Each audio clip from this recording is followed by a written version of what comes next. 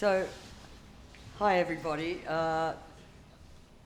Congratulations for being at one of the only events today in Bangkok that's not about Thai politics, although, of course, our topic is fundamental to Thai politics, as I think we'll hear, and as you all know. I'm Gwen Robinson, past president of the Foreign Correspondents Club of Thailand and editor-at-large of Nikkei Asia. And as you well know, today we're very lucky to have the founder and co-founder and editor of Mizzima with us, and one of the key, what do you call yourself, advisors and whatevers. So we have Somyent and Torzolat here, and Somyent's going to give a bit of a rundown of how they see the situation inside Myanmar on the ground and then look to the future. There's a lot of issues coming up, including the expiry of the current emergency rule period by July 31, what comes next.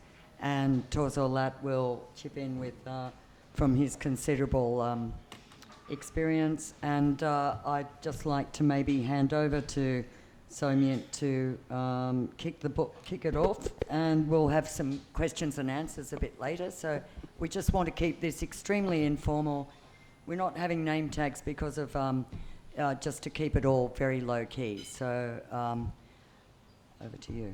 Thank you, Gwen. Thank you, for leading this, and thank you FCCT for having this opportunity, and friends for making today. I know there are lots other happening at the same time, and in our life, I think we have many things to do at the same time. But for taking your time and energy to be here for a few hours with us today. You know better than many of us what is happening in Burma, Myanmar, and of course, what I will be trying to present you is what the way we see and what we see on the ground, and maybe we can go for a discussion because you have been in the issue for many years, and a lot I think we can discuss. Of course, one is conflict, military, which is whether we like it or not, that is a very big component in the issue. Another one is diplomacy, diplomatic relations, engagements. The meeting between Dawn San Suu Kyi and Dawn, Foreign Minister of Thailand, the other day. So that is one more part. And others areas like, for example, finance, sanctions, bankings. UOB in Singapore is going to kick out MAI Bank soon, or already done. So there are three components I just would like to sort of go through, and some maybe already that you know, like for example Karani, which is 50 kilometers, 60 kilometers away from Naypyidaw, and the resistance forces are very much in that area, and there are talks of attack and offensive on the way to Naypyidaw soon. So that Karani, which has been even in the history, is in the making of, or in the process of making of self-administrative state in Burma, Myanmar. If you look at the history, Karani was independent, like some other components, units in this country.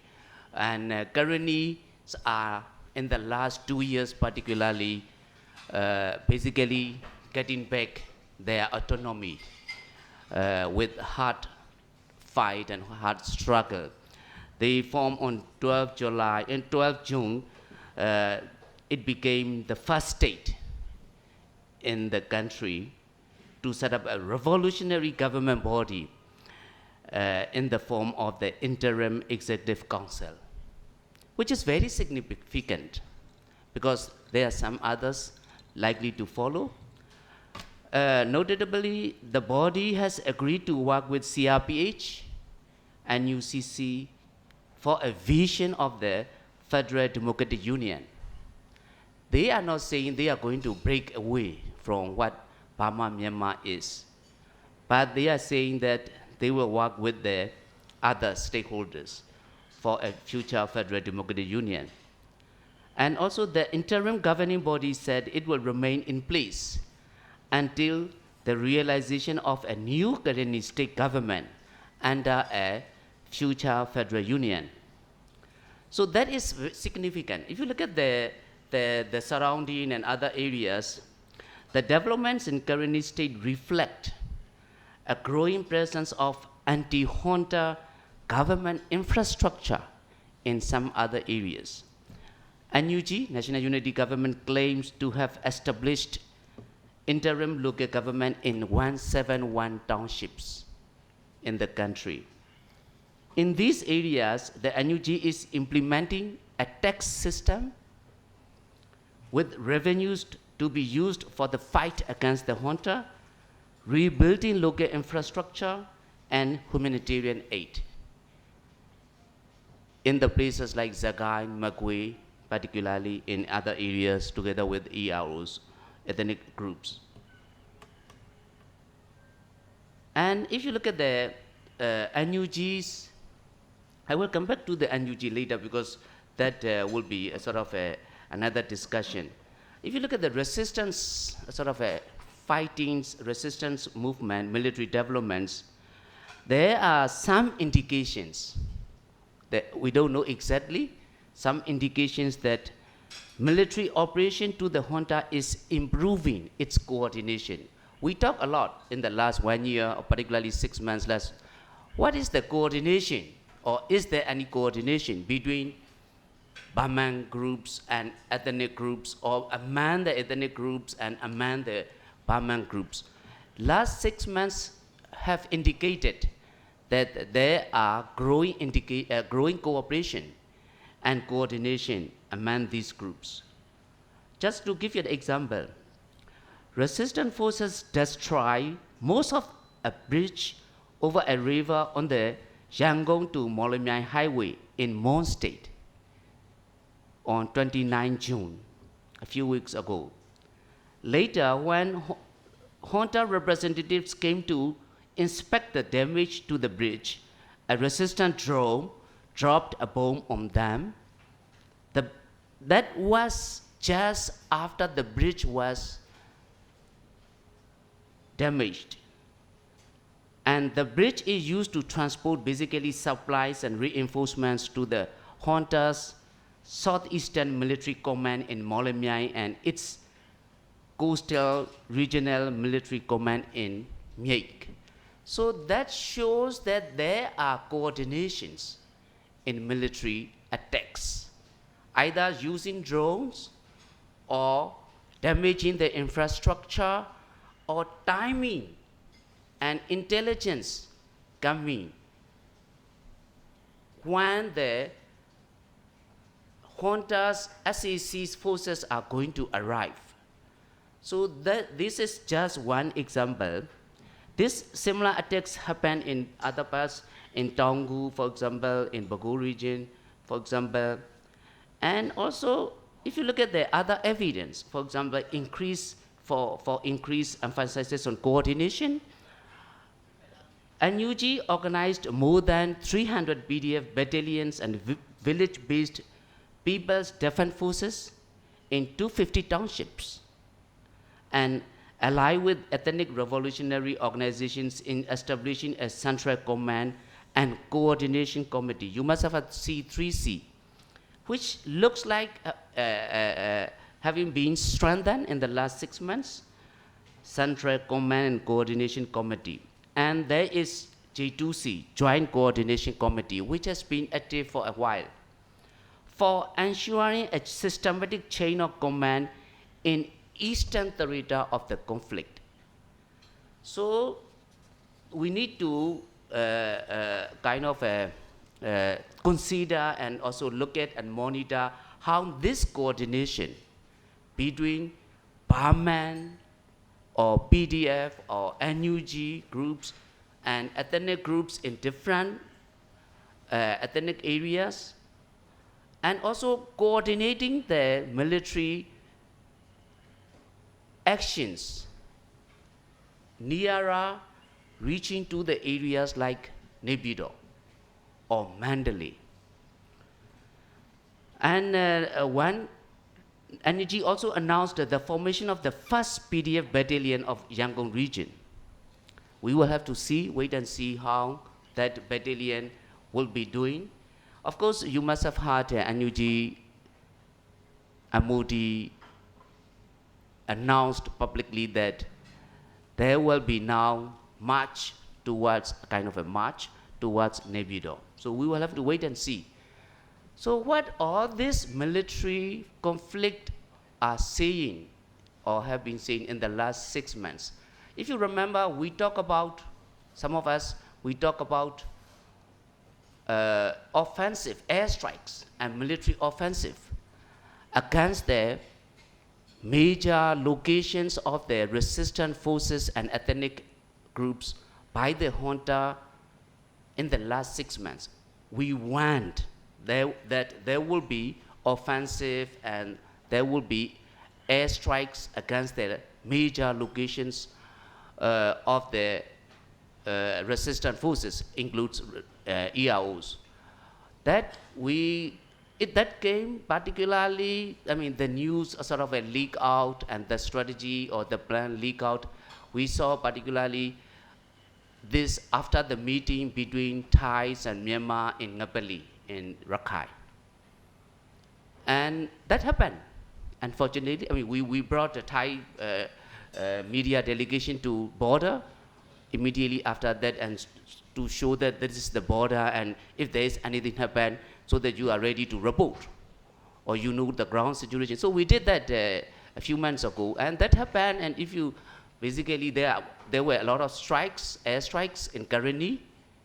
There were a lot of airstrikes in Karen, parts of the Karen, and Chin State, Sagai Makwe. In the history of the Myanmar military, it is the standard operation that in dry season, you use airstrike, you use offensive ground troops to capture the bases of the rebels. That is a standardized Myanmar military operation. And we were expecting that 6 months ago, because that is the dry season, Samakami. They actually did the same thing. But what they could not do this time, and surprisingly, really surprisingly, the resistant forces, either you call it PDF or ethnic forces, ethnic EROs, have been able to not only resist this offensive and airstrikes in large part of these areas, but also able to even capture the bases of the Myanmar military, for example, in Karenni state. So that is totally opposite of what Myanmar military have shown before 2010. Before 2010, standardized operation, you use air force, you use ground force, you capture the base, you either keep it yourself, they either put their forces, or they put forces like BGF, and that is what they did. But they thought they would do, and that they could not do. So that is one significant component. Can I go a little bit? No? Yes, yeah. Of course. And I will go to another sort of important point. SEC, State Administrative Council. When Myanmar military staged a coup in 1988, there was basically no time limit. They can rule they did for many years. But when SAC staged a coup, there was a time limit under the 2008 constitution, at least on paper and at least on their own terms. that is basically 2 years, and you could extend 6 months, which will complete on 31st July, on extraordinary situation. That extraordinary situation, according to Mayor Lai, Commander-in-Chief Mayor Lai, basically is we needed time, because there are areas, a large part of the areas which are not stabilized yet, which are not under the control or full control of the SEC. So he sought 6 months under the extraordinary situation. So we will be, and that 6 months, what happened? Nothing happened. No stability, nothing. I mean, there were the situation get worsened in that sense. Conflict areas growing, bases overrun by the resistant forces, defections. You have not, I mean, this is the first time in a way, at least in the last few years, that 2 border guard force or 2 sort of a BGF in their terms of Karani defected to the revolutionary forces. This is the first time in last few years, at least. Plus, a force, a group which has been stationed in Karani state of the regime, about 28 individual numbers, including officers, 2-3 officers defected. So they lost Karani state, basically. Then, what is his statement? We could see on 31st July. Well, he asked for another 6 months, which he can do, because any extraordinary situation, because nothing changed basically in the last 6 months. Or what he will do. There are scenarios that we can discuss. I am not going to predict anything, but we can discuss as opinions. But we will have to wait and see on 31st July. There have been talks. There are many old stories, old talks going on, what they will do in next 6 months, and we can come back to this. Of course, elections, which has been a part of SEC talks or allowed.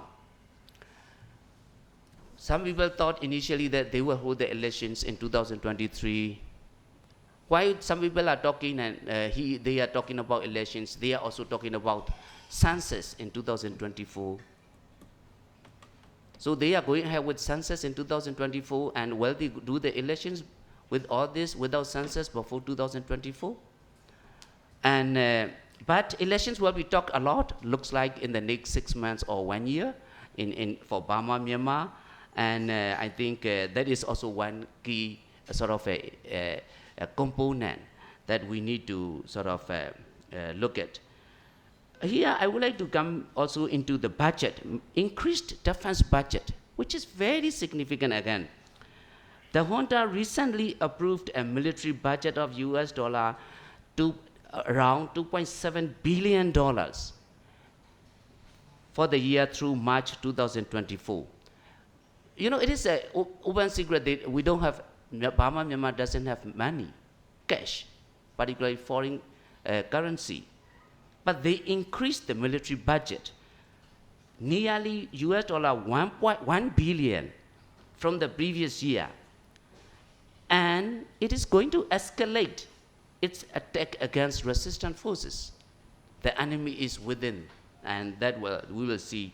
And where the money will be spent, purchase of more sophisticated weapons from China and Russia, hopefully not other countries like India, and will increase civilian suffering and death.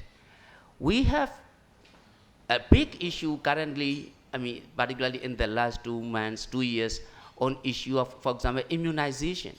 Children are not immunized. Children could not go to school.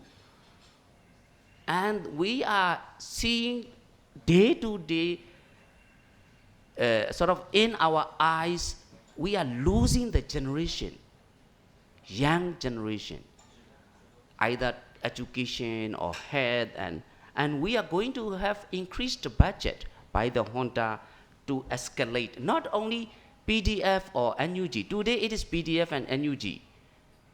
If PDF and NUG is not today, it will be ethnic groups next day, immediately. So that I think is also one important. Let me go to NUG. NUG is expanding, apparently expanding its policy initiative with an eye to the eventual defeat of the junta. If you look at the NUG's interviews, and it's a defeat of the junta. Spring Revolution aim is to defeat the junta, not to have a dialogue or democratic transition or process. That is different with the time before 2010. There were compromised talk, there were dialogue before 2010 between Myanmar military and resistant forces like, for example, NCGUB and NLD. But this time, it is to defeat the junta. That we have to be very clear, because when we talk of dialogue, when we talk of Thai Foreign Minister meeting with Daw San Suu Kyi, but what is actually happening on the ground, what is actually what the people or young people or the ethnic forces want is totally different, can be totally different. That has to be clear in my opinion. NUG has declared the state sale of the government securities by the junta illegal, or whatever you do with the junta is illegal, either securities or business. And any future administration would not be liable for any debts or liabilities incurred by the junta. NUG also is selling its own Spring Revolution special treasury bonds. Very interesting. Chantanel, after his release, met with had a series of meetings in US and other countries, and this Spring SDB, Spring Development Bank, very significant.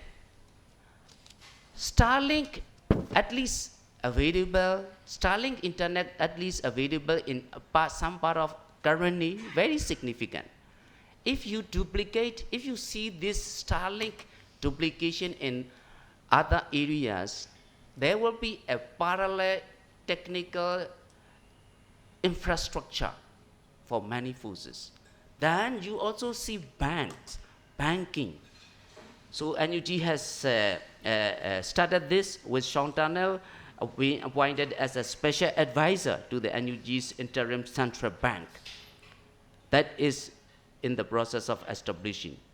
These developments in the financial sector are just further signs of the establishment of a parallel government in full swing to that of the junta. I will lastly go to, I think I will leave diplomatic issue later. I don't want to bore you, but let me go to US initiative. Our friends from US are there. Thank you, our colleagues from US, particularly for thinking and planning and trying to support Burmese struggle for democracy and human rights. One of the latest US initiatives to combat the junta was the announced sanctions against two banks. Very important.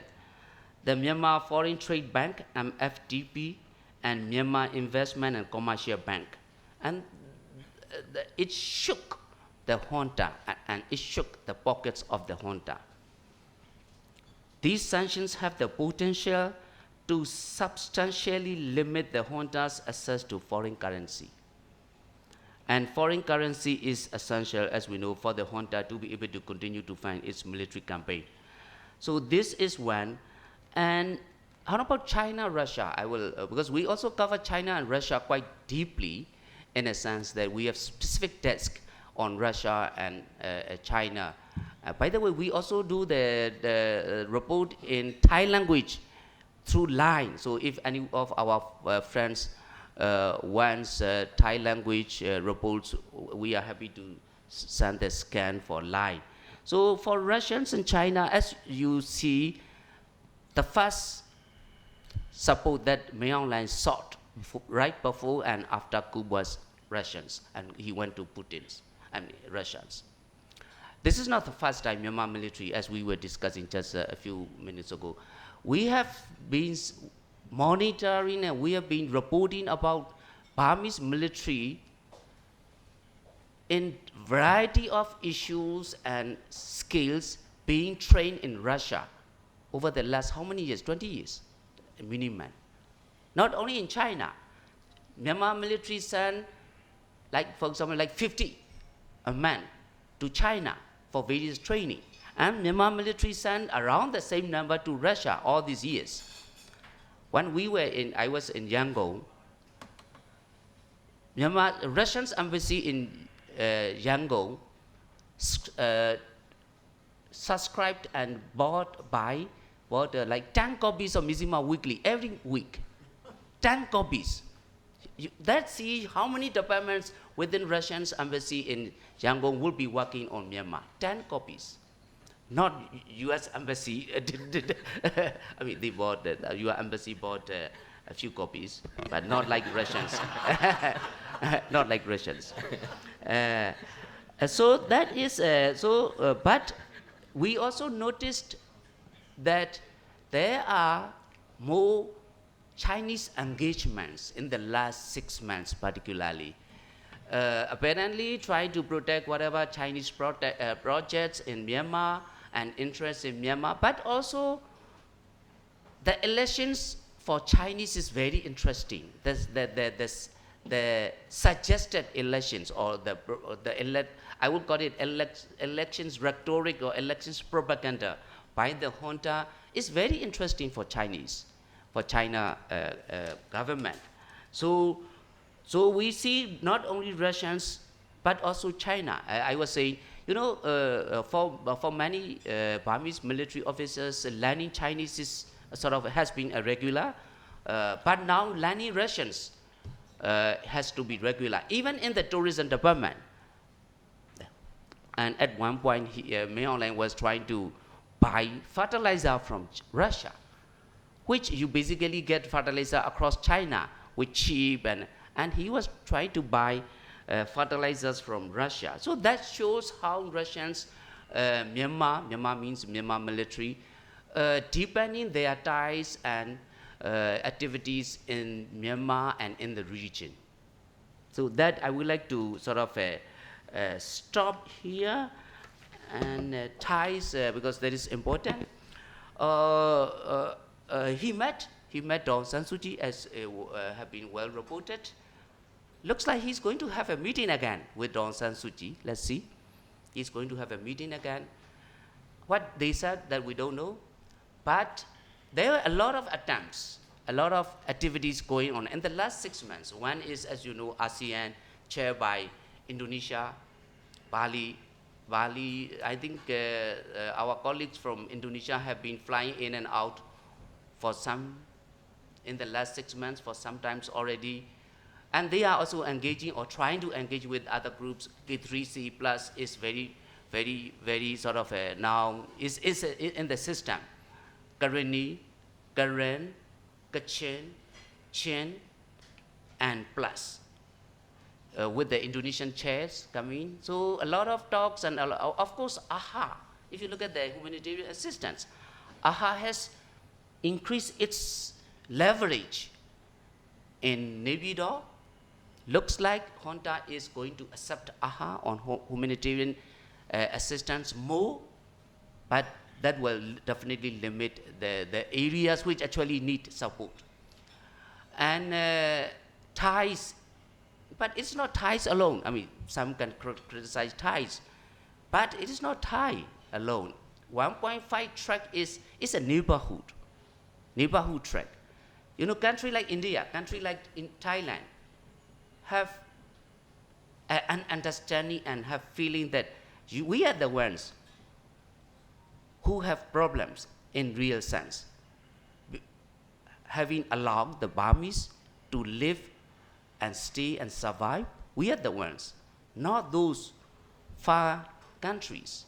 So that is basically 1.5 track and a country like Laos is included. Why I say Laos? Laos is next chair of ASEAN.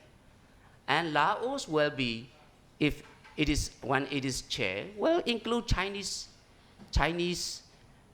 consideration or Chinese perspectives in its chairmanship. So that has been going on, and but whatever ASEAN initiative, 1.5 initiative, have not produced, at least in the last 6 months, any tangible solution or result. Again, I want to link with dialogue, because there are primary differences and objectives of these stakeholders. This is not for dialogue for many primary stakeholders. So we need to see. So let me start. So what Mizzima basically is doing, we work with the partners on the ground. I mean, yes, the 7 of our colleagues were arrested, tortured, and very badly, including co-founder Tente Aung, very badly. But one of us still remain in jail. The 6 released. They seized our properties. They seized our banks accounts. They took away even guitar in my home. I mean, let alone they took away guitar in my room, because my sort of nephew played guitar and they took away. So, and we are wanted. We are wanted. But we operate in different locations. We are in the areas controlled by the junta. We have a very much underground office in Yangon operating still. We have very much office in Mijina, for example, in Zagai. We are there. We are there. We just don't identify ourselves in the areas controlled by the junta. Plus, we are also in the areas not controlled by the junta. We set up our temporary, we call it temporary head office in current state on 8 February 2021, 1 week after coup, which we started broadcasting 2 television channels without a day stop from day one. We don't stop our television free-to-air channel satellite for day one. I mean, even for a few hours, we don't stop, because we are, in a way, also prepared for. And we are very much here in Thailand and India. We have an office in India. We have small setups in Chiang Mai and Mae Sot. We shuffle in these areas, going in and out. So that's how we operate. But none of us, either I am in Bangkok or I am in Chiang Mai or I am in Karenni State, which our team is currently setting up in Karenni State to have a Naypyidaw FMs, to transmit radio to Naypyidaw. We are setting up. None of us is safe. Our colleagues in Karenni State across Naypyidaw border have been saying, we cannot sleep now without the sound of the airstrikes or fighter jets.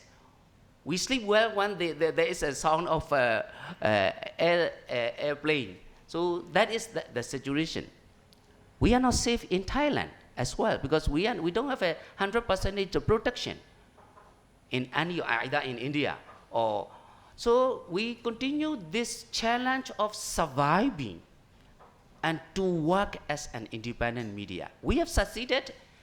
Basically, the junta, as we expected, is they want Mizzima, DVB, independent media dead on 1st February.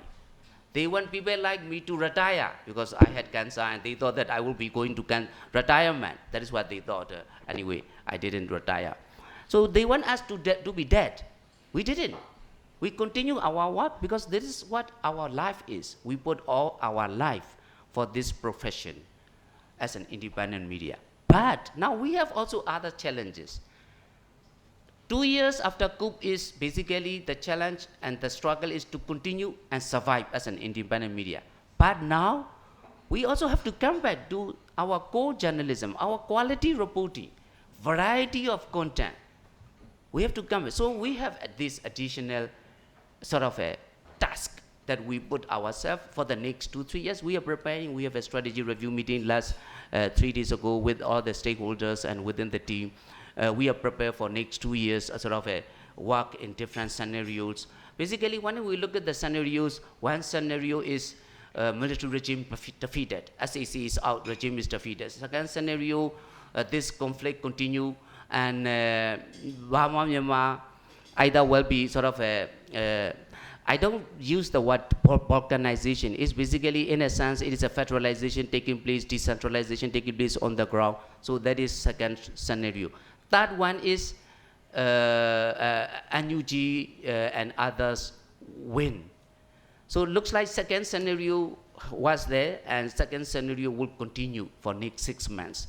So we are prepared for this. Lastly, Grant, just unfortunately, we don't receive enough funding, to be honest and to be straight, for our core activities, starting from this year. Without your support, we cannot survive. We cannot survive.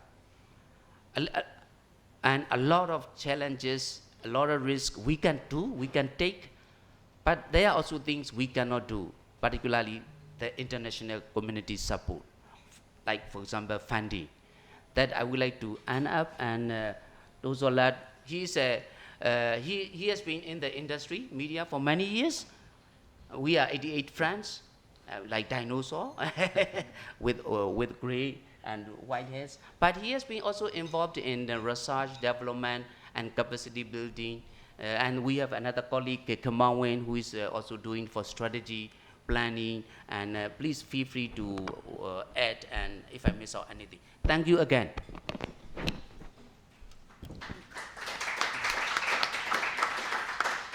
Thanks for an excellent rundown, Somyint, and we will be taking questions, so we'll do that after Tozolat. I think you had a few observations, and I think it is worth, you possibly didn't play up enough, Somyint, the extent of coverage that Mizzima has achieved in this period since the coup of, these kind of FM radio transmissions and TV through little set boxes sort of brought in across the Thai border. So I think it might be useful for people to know how many viewers you can prove you're actually reaching. Was it in the many millions, actually? Yeah. According to BBC and Burmese National Audience Survey, we are reaching around 28 million. 28 million people. And on daily basis. It TV, is on, radio, internet? It is online. It is we got a 28% on national share. First, we are the number one in the news coverage. It is a BBC Media Action. Second is a DBB, 18%, and that is the KIT, which is the 18%. That was the 2022 national survey. So we have a 22 million followers on Facebook, and also YouTube. We are always top 3. So these are all, you can easily look across. Also we produce in English. There is a Mizzima English website, and also the Thai. Now we start to produce Burmese news in Thai languages. So now we are the leader, or not the alternative. We are one of the main independent source of information in Burma, Myanmar. I just want to compliment my friends. There are a few signs that I think me online showing weakness. Definitely one is about letting Donald Trump, but nobody believed what he said. But nobody know what it is in the closed door. But they made it, and like he said, there will be one more meeting scheduled. That is what we know. That is also a sign of he's losing. Another 2 things, like my friend said, there is a Ashura Tarashura losing currently. They roll back all their civil servants from the area. They evacuated. There is no civil servant left, only the military. And there are around 50 regiments, 50 regiments, a lot remain. And they reinforcing, mainly withdrawing from Rakhine. And there will be more other states following. Like current, there is a 1 to number 7 battalion. Only 7 is not fighting, 1 to 6 is fighting. Also the currently, they favor because they are very close to battalion number 5 of KNU.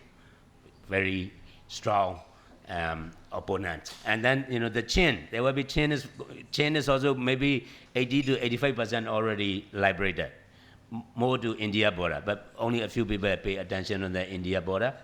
And also Sagai, Magwe. So I think there is very likely to be more self-declared, self-administrated area going to follow after Karenni. And also there is two other, one of the key indicators in the business, because after the sanction of these two state-owned banks, you know what is the booming business in Myanmar now? 3 areas. One is the real estate. People are rushing to buy the housing, real estate. Second is gold. They buying gold. That is car, because since SAC, there is no car import. So all the existing cars are skyrocketing, but no one trusts in the money. So these 3 are booming business at the moment in Myanmar: house, gold, and car. And also, all the commodity price like medicine and petrol, they have to pay with the US dollar, are skyrocketing at the moment. There is a malaria outbreak, dengue outbreak, and also there is, the new generation is not vaccinated. We are also quite worried with all these current, the commodity price. Don't underestimate 2007 saffron revolution start from the consumer price, hiking of the petrol price. That was the saffron revolution in 2007. We see all these indications, about this on the ground, about the weakening of Burmese currency jet and skyrocketing of this, commodity price, and also even the rice. Never heard of that price before. And there is Burma Myanmar exported a lot of rice, like 20 million, and the Aung San Suu Kyi government, or 30 million tons to neighboring, but no more. It's quite a lot because of the ongoing conflict. So these are another factor.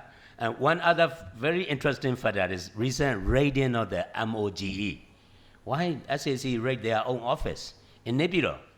That was also, raising a lot of questions. The MOGE office in Naypyidaw is raided by special force. Why MOGE? Myanmar oil and gas, they raid their own headquarters in Naypyidaw. It's never heard of. Naypyidaw is very secure.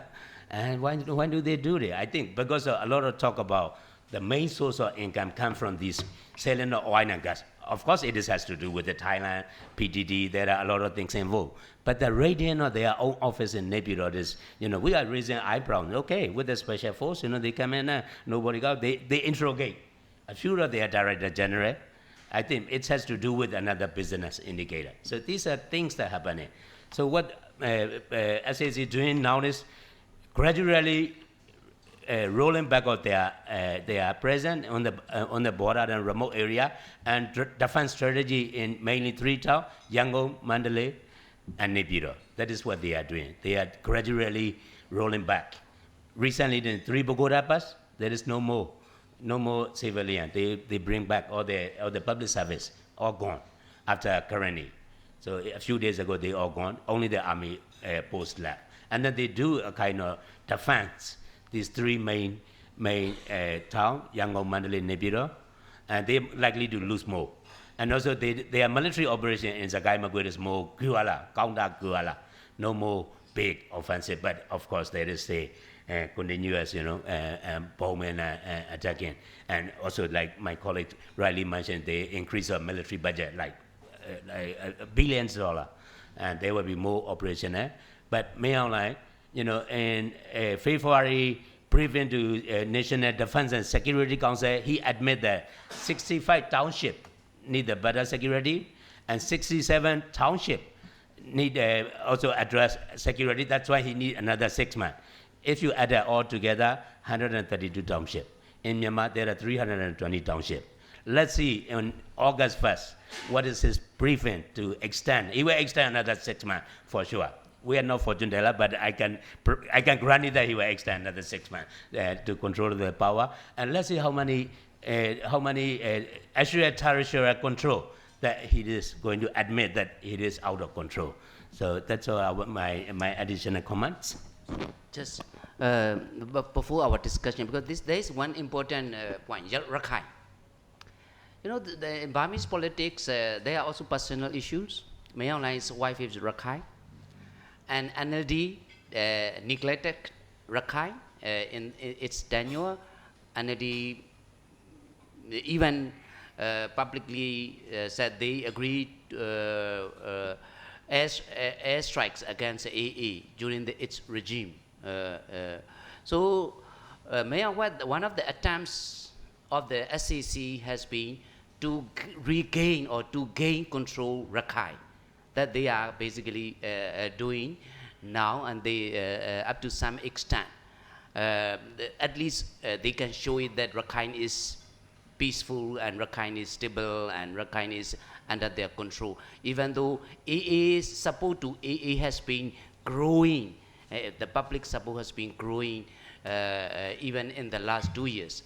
But what SAC has been trying is, one is talking and giving some space for the ethnic groups, and okay, I'm also in control, you are also in control, whatever you are, I am whatever we are. But the SAC wants to duplicate basically that Rakhine example in some other parts, particularly in the ethnic areas, in the ethnic control areas. And next attempt that they have been trying in the last 6 months is this three brothers in the bordering with China, partly because of Chinese, but partly SEC. So as we will see, we have seen a lot with the three brothers umbrella group activities. Like for example, they publicly said don't do anything, any attack against basically Chinese projects in the area. And SAC will try to continue that Rakhine example, and at first in Shan State, parts of Shan State, and probably in other states if possible. But that they would not be probably able to do in others, but we will have to wait and see what will happen in this some parts of the Shan State. And Thai-Myanmar relationship also come to picture. This one with the latest reportedly issue of camps from the Thai border to be pushed back or moved back. So we will have to wait and see how SAC will try to regain or gain control as it is now doing in Rakhine. Mocha, I mean, you are aware very much, post-Mocha is a big issue in Rakhine, and there were some activities going on, and that can be also might be tried to link with any possible humanitarian work in other areas. So I think whatever it is, as you know, the Burma, Myanmar needs a lot of support for humanitarian assistance, and nothing has been really done except some parts of Rakhine, Yangon and others. Largely ethnic control areas and conflict areas have been ignored in terms of humanitarian support and humanitarian assistance. And we have been trying, and we have been reporting about possible cross-border humanitarian assistance from Thailand and from India border. I will stop here. Thank you. Thanks very much. Before we turn to the floor, I'd just like to say I think that was an excellent rundown, and obviously there's a lot more in there that you guys have so many facts and figures at your fingertips. But one point is, I think that we've got this picture of, as you say, increasing sort of desperation by the military in a lot of areas, which is driving this massive escalation of aerial bombardments, therefore, a lot of displacement and all the associated problems of that. So there's this perception that the military is kind of losing because it can't control the areas, but actually the aerial bombardment means that it's actually, retaining some kind of superiority because it can just destroy whole villages, which is what's happening. So it's a kind of difficult thing to portray them as sort of losing or not being able to control territory, as long as they can keep, terrorizing civilians and kind of effectively de facto controlling these states. So that seems to be a bit of a contradiction. And the other point, which I think we haven't had time to go into, but by all reports, this situation in Yangon or Naypyidaw or Mandalay to residents living there is almost bizarrely normal. So there is that contradiction going on. I wonder how Mizzima kind of approaches that sort of dichotomy. Thank you, Kwan. Very good points. One is displacement or internal IDPs issue. Traditionally, the Burmese military strategy is you attack, you target the civilians, which are basically accused of supporting the resistant forces or ethnic groups. And when you, basically it is a part of the focus strategy. When you attack the civilians who are surrounding or around the areas of the resistant forces, that will become burden, or the resistant forces will lose the support from the people, from the civilians around, from the villagers around. That has been a standardized strategy of the Myanmar military over in all the decades. And they continue to do. So they attack, they airstrike, and they target deliberately. They target the civilians deliberately with the objective of losing or cutting the support from the civilians for the resistant forces, either PDF or ethnic groups. In the past, Burmese or the refugees, most of them fled and crossed the border until 2021. That was the case. That's how we have 9 camps of refugees in Thailand, Burmese 9 camps. We have many in Thailand. But this time, the IDPs and refugees basically is more, they move around basically. If there is an attack in Chin State, even now they are relocating to Magui region. So we see increased number of IDPs. And I mean, some of them just go and relocate for a few days even, and they come back. Because some of these areas are also contested area and controlled by the resistant forces, where they get also support. So in current state alone, for example, we have seen 600,000 people relocated or dislocated or move around within the current state. 600,000 in the last few months, particularly after this airstrike. So that is the attempt, one of the attempts of the Myanmar military to basically destroy the resistant forces, either ethnic regimes, ethnic groups, or PDF.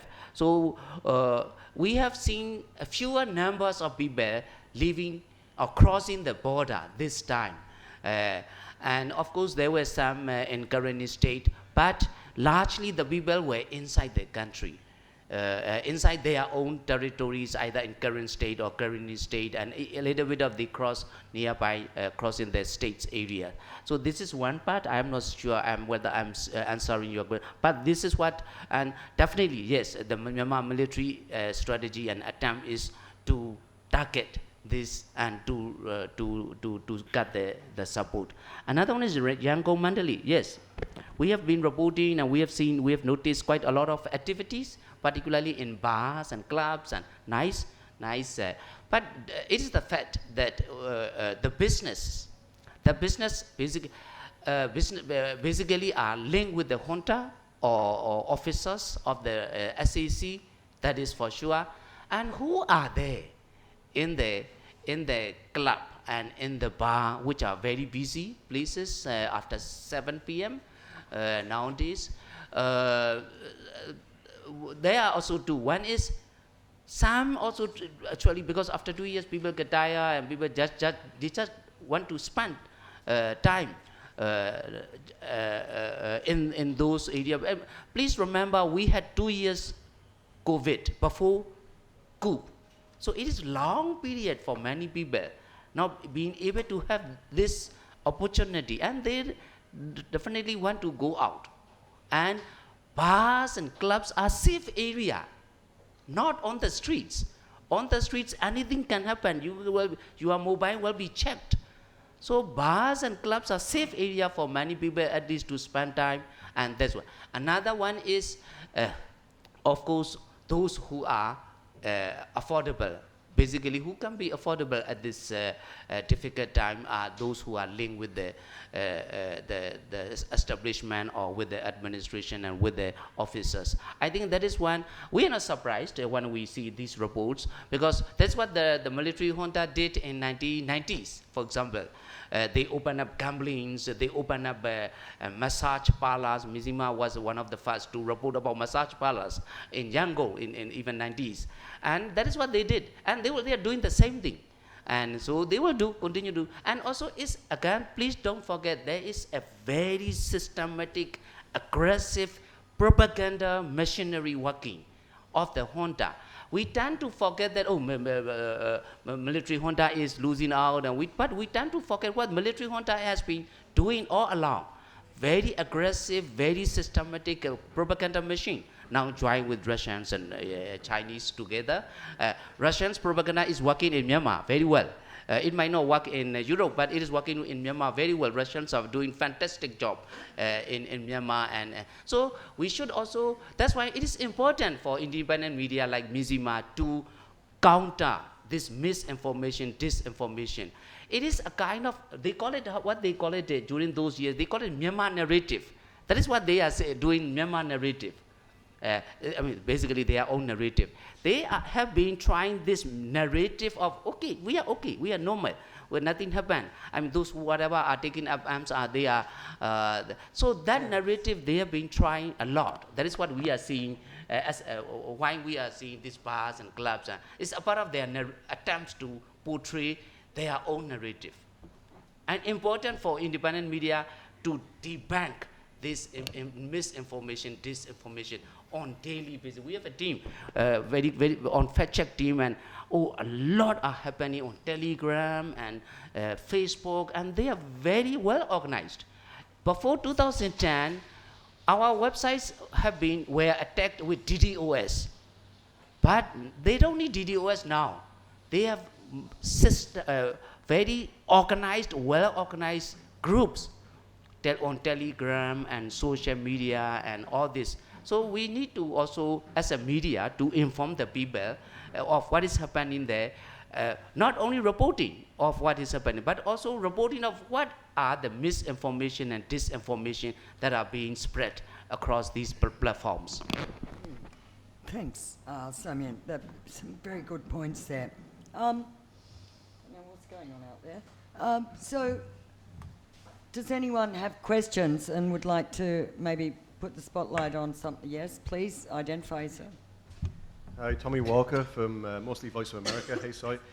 Couple of questions, really. I know we've spoken this week about Mizzima's coverage, but first of all, is there any indication that you have that foreign media, international media, will be allowed to go back into Burma and report there?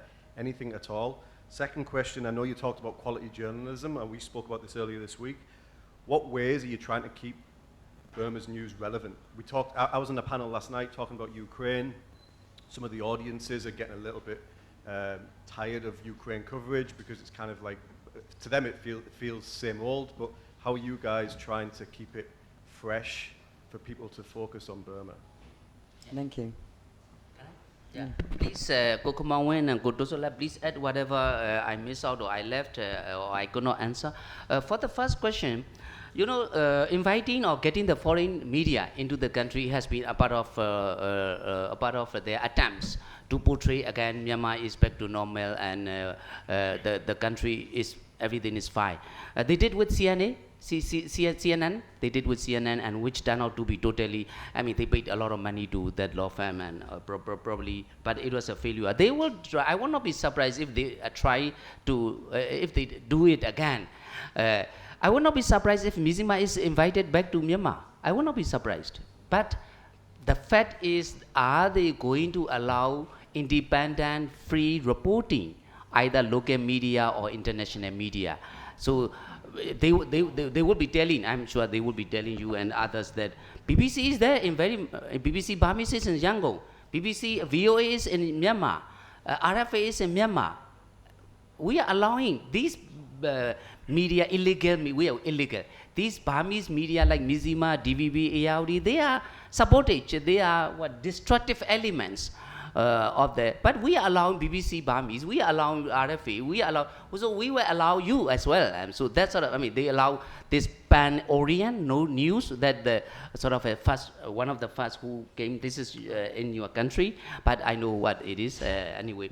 So that is what they are also, it is a part of their attempts to sort of, to tell in their own ways that, we are allowing. Mizzima is outlawed because Mizzima didn't pay debt for broadcasting for it. But next attempt for discredited independent media like Mizzima, DVB, and they didn't pay their loan and they didn't pay, so they are violating international crimes, cross the border, so please send them back to Myanmar because it is not nothing to do with the media or nothing to do with the independent media. So to answer your question, yes, there will be a time and there could be a possibility that you will be invited, but the question is whether you will be invited to report freely or not, which will not likely to have until and unless this SCC is in control. Because if they release something, if they allow something, there are other areas and other dots they have to allow, which will basically have a kind of not necessarily similar situation, a kind of a situation that we have witnessed in 2010-11. So that is my thoughts on that. Second one is better journalism and quality. Yes, after all, this is what we are, our life is. We need to be reporting professionally and good quality journalism.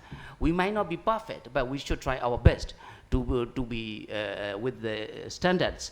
So what we are trying in the last 6 months particularly, and what we will do next 6 months is, at least we try to diversify the content, not only conflicts and peace, but also how about education, how about educational opportunities, how about healthcare, how about the information that Burmese migrant workers in Thailand want to know, how about the commodity price. We, Mizzima, from the day one after coup, we are the ones which try to diversify the content. We all allow have business news. We all allow international have international news, but we should try more, like weather and others, and also public service announcement and all this stuff. But also another one is parallel that we have to do is, that is our task, because if you look at Mizzima, just to give you an example, we have 130 and 70% are under 35, under 30. 70%, all guys like are going to go away soon. And how about them? They didn't have any opportunity much before coup, 2 years during COVID. Now they don't have opportunity either to learn in presenter television or much after coup. They need skills, they need training to become professional. So we have to do that, because we cannot have get a better good journalism without the skilled and trained workforce. So that I think we are going to focus, and we have been doing. This is a part of Mizzima Media Training Institute that we set up in current state. For 5 years period, we are now into 2 years now. We will do the next 3 years more with the support of our friends, Luxembourg Embassy, thank you, and Polish Embassy, and Irish Embassy coming with the support. So I think that is what we also would like to request, particularly neighboring countries and the media in the region, to allow us or to give us a space for exposure trips for our team members, or exchange trips, or capacity building within. Because we cannot afford to send our workforce to USA or to Canada. One is it's very expensive, and another one is if we send for 6 months, someone for 6 months who will do that work for 6 months. We are very tight. So we also need. Our challenge is basically a part of day-to-day challenges. We need to survive. We need to be alive. But we also need to do our job properly. So that is our challenge. Thank you. Yep. Chris. Yeah, if you'd like to. Chris Bruton, a member of the club. For those of us who are not in the media business, Myanmar really basically means four things. Oil and gas, gemstones, also jade, and of course, most important of all, the narcotics that everybody loves to use here in Thailand and around the world. Now, we all here in this room support the junta by buying gas from Myanmar, and the money goes to the junta. But how about the other three? The narcotics, the gemstones, the jade. What's going on in that area? Who's getting that money, and how does that give relevance to the activities that you have been talking about? And of course, the general industry in Myanmar. Could you talk a little bit about those four basics and also the economic and industrial situation in Myanmar today? Thank you. If you look at UN ODC report, there is a growing narco debt because of people out of job. Simply, they go back to growing, narcotics, and we just run like what Kwan said in Yangon, Mandalay, Naypyidaw. These are the nightclub. There is a growing drug culture for especially Myanmar youth. They call it night and day club. I mean, because of avoid the particular checkpoint, you go there and you spend the whole night and don't come out with a lot of drug. But that is happening in the youth, especially also deliberately. SAC introducing about this, the old tactic or drug among the young people habit. And also, if you look at the UN ODC report, there is a growing narcotic activities, and also a lot of, there's the farmer, the poppy farmer go back to grow the poppy because it is a quick cash, because there is no any other business going on, ongoing conflict. So there is, there is a real indicator that there is a growing about the narcotic. About the other jades and other one, I think maybe why there is a 8 battalion in Kachin. Mainly in Kachin is those jades, mainly to China. But I think Chinese got more jade than in Kachin. After this, but now there's another one. It is a rare art, which is a modern, Kachin. There is a report of $1 billion, according to Chinese custom. There is a $1 billion rare art. Myanmar is the fourth or fifth largest rare art. So there is another. From the traditional jade to rare art this day, a lot of Kachin local community that struggling with those mining, and also a lot of poisoning of their river, illegal mining. They stay ongoing business as usual, and also those look at the area that are more likely to trying to compete and control.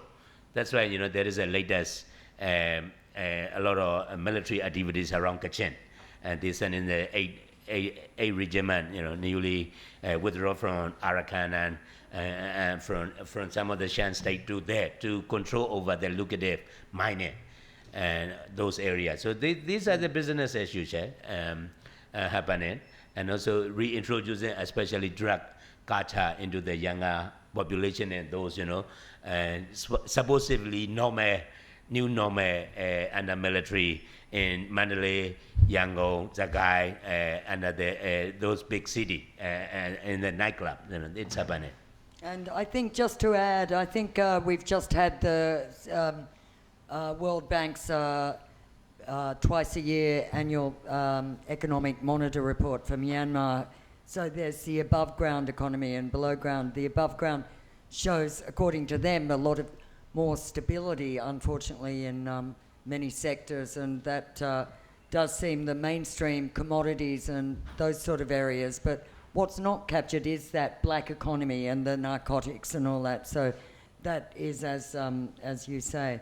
But I think it's quite useful to look at that, and it's free to download. I can spell out the amount. It is a Myanmar normal economy around 70 billion US dollar, and the narcotics around the same amount, 70 billion US dollar. traits. And even that you can't really measure. That is what we know, you can look at those amounts. How long is a piece of string? Anyway, I think we'll take the last question now so people can move on. Jeremy, please identify. Thank you, Ben. Jeremy Waldenshirts with the UN Special Envoy's Office. I'd just like to express, as a former journalist, I'm looking at the quality of the work, independent ethical journalism under extraordinary circumstances. So I'd like to express my respect for that. To that point, I think we've seen that the military's capacity for digital and cybersecurity is increasing. And I would be interested in what you're seeing in terms of the needs and the challenges to meet what is a growing threat, and especially when we're talking about journalists who are working inside the country. I know we're wrapping up, but I'm also really interested in the defections of the BGF defections that just happened. How much you think that's a special case, and what kind of insights you see to foster further defections moving forward? The first question is more important. Thank you. All right. I mean, there is always ongoing side war.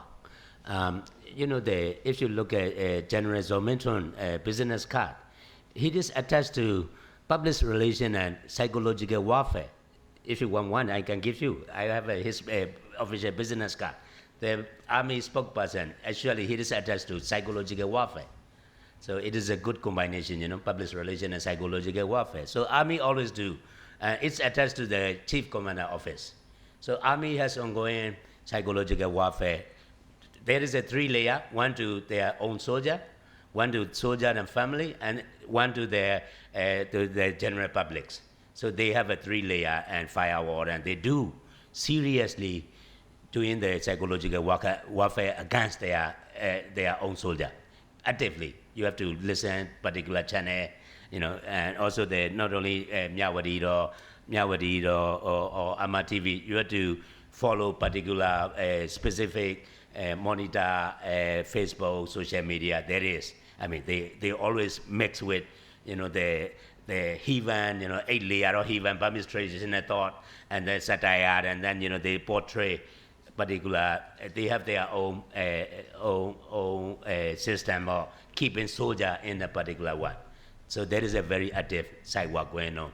I mean, not only to the general public, but also back to their own. We are also countering about their psychological warfare even. So side war is a very serious business. And also they got all the training from Russia, and Russia are very good at that, and China. All the organized attack, most of them to independent media came from there. So there is a lot of misinformation, disinformation, malinformation delivered by the army, or especially side war department. And also there is a greater, state sponsor misinformation out there, mainly targeting surprisingly their own soldier and their families, right? Mainly they are saying that not many soldiers are dying, no defector, it's not true. And your second question about defection, I think there is, is it slowing down? Maybe yes, because of 2 reasons. Because the army put more restriction about your leave. Recently, because of there are supposedly a NUG official figure, maybe 8,000 defected soldiers. But what happened is that they put more restriction about your movement, soldier movement, or they keep your ID card. If you don't have an ID card, you cannot travel. And second, a lot of CDM soldiers, they didn't get adequate support. That information go back to a lot of soldiers. So what happened is that there are a lot of soldiers leaving their outposts without joining CDM. That is what happened on the ground. They got it, the leave without... AWOL. Absent without leave. It's happened a lot. It's a guy, a lot of young guys, young soldiers, without CDM, hanging around. They are defected, but they are not in the list. I told some of my journalists to follow those real story. Why are they leaving? There is very demoral, but they leave, but they don't join the CDM movement. There is serious, need to support those CDM soldiers as well. If you're gonna give guns, you support the defector program. So they got the information back. Those who are running those CDM soldier programs saying that there is no adequate support for CDM, because also it is justified that there is no funding for CDM, not only soldier, but also a lot of medical doctor and the teacher. Because if you are not doing your professional, I don't know what the CDM soldier professional should carry on their job, you know. So there is also serious lack of support for this CDM. So that is also another area that really need to address. Recently, I think one of the NUG minister admit that, sorry to CDM and CDM people, because they are very much focused on the military operation. So they are neglected those. So I think we need to look at more in depth into this CDM soldier, and it is not that in terms of number, it's not declining. True, it is not declining to come and join the CDM on the other side, but there is a lot of soldiers leaving their posts without reports. It is happening on the ground. We can confirm that, and also Army is having serious recruitment problem. Look at the DSA, ODS intake. It is open. What DSA is. Yeah, DSA is Defense Service Academy, one of the prestige military academy. In the old days, you know, it's always, you know, particular number full. But now it's open for 3 times, 4 times, you know, they're trying to get a ODS, officer training for the armies. They are open because not a lot of people are joining. What happened? Because of most of Burma, the majority recruitment ground are in Sagaina, Maguina. All the guys in the Chin, all the guys in the top, Zometon, the army Saiwa guy, he is from Jinanja, from the middle of Burma. All the top brass, they are from that area. So they have a serious recruitment problem at the moment. That's why, you know, that is on the ground. But I'm not surprised that there is a not increased number of defection happen in the army, but they are leaving, a lot of them. But they're not joining either. Yeah. So thank you very much. Yeah. Sure. First question. Do you think that there has been an increased capacity in cyber surveillance and the capacity for online surveillance? We know that CCTV is going in. For journalists in particular, what are people looking towards to the future about how to counter that? And because obviously confidentiality. We see a lot of increase because you see a lot of telecommunication live in Burma. Why? One, they don't want to compromise your privacy because the army is asking all the data, and right? That is the reason Telenor left from Myanmar. Already do. They are selling. So there is a lots of demand from the army just on the data security, and on top of this systematic sideward and other. So there is a lot of trying to control over telecommunication. And why do you think there is an army, Myanmar, Mindtel? Who run in Mindtel? It is the biggest army in Southeast Asia, Myanmar and Vietnam, right? Why Vietnam armies running the telecom business in Myanmar? You can look at it. Why do you think? You know, that is Mindtel is run by Mail Line, and you know Mail Line has the same card. I have a very good photo of Mail Line, and there is a cartoon that, you know, all the general with the same card, not with the breast. So there is a lot of increased monitoring, controlling, and a lot of support from China, Russia, and training. Russia is very good at that. I think there is a cybercrime unit specifically try for that monitoring. So in our media work, we only do, even our internet communication is only end-to-end encryption, and we don't do any other. We learn about cybersecurity, how to counter all these infiltrations. Yeah, there are a lot. And also a lot of training going on, and a lot more needed, especially for journalists, in terms of digital security, cyber security, because there is increase in cyber surveillance. And also, I mean, a lot of ordinary people, there is you know that Shui Koko, why Shui Koko, right? A lot of scam, online scam. And recently there was a 13 Indonesia stuck there. It is in current area. They have a lot of cross-border crime online scam. It's just inside Myanmar. It is inside Myanmar with the BGF, you know, they are giving security for the ordinary people. There is a lot of cyber crime going on, you know, and a lot of fraud. And also there is a state-sponsored automatic, specifically to journalists. We were told that, our friends are told that, be careful about your cyber security, and put our protection system better. And we need training. We need more systematic response to this, you know, ongoing penetration. I think there will be more attack because they're getting more technology from Russia and more trained cyber soldier in the armed force too. Yes, I mean, yeah, sure. There are three parts, at least. One is the telecom operators, as Kutuzola has said, because that is where they get the information, or they try to take the information of the citizens, telecom operators. Another one is monitoring the social media, like Telegram, and the Russians train are very active in luring the people to get the information. Russians trains specifically go to ordinary citizens, and they get the information out as well. That is a part of monitoring social media platforms. Third one is they also increase their capacity in terms of equipments. Like for example, in Molemiai, we didn't have a scanner, the telephone scanner, before coup. Now in Molemiai, if at a checkpoint, your phone can be scanned if you are called for. Right. You mean Your they've phone. got them? They got them. So they have these. If you look at those, a week after coup, there were flights between China and there was. You remember? Some of you might remember there were flights between China and Nebido. Flights where they said seafood, and a lot that time were believed to be Myanmar military getting the equipments for cyber surveillance from China, and train and capacity from Russia. So they increased. So, but also the resistance.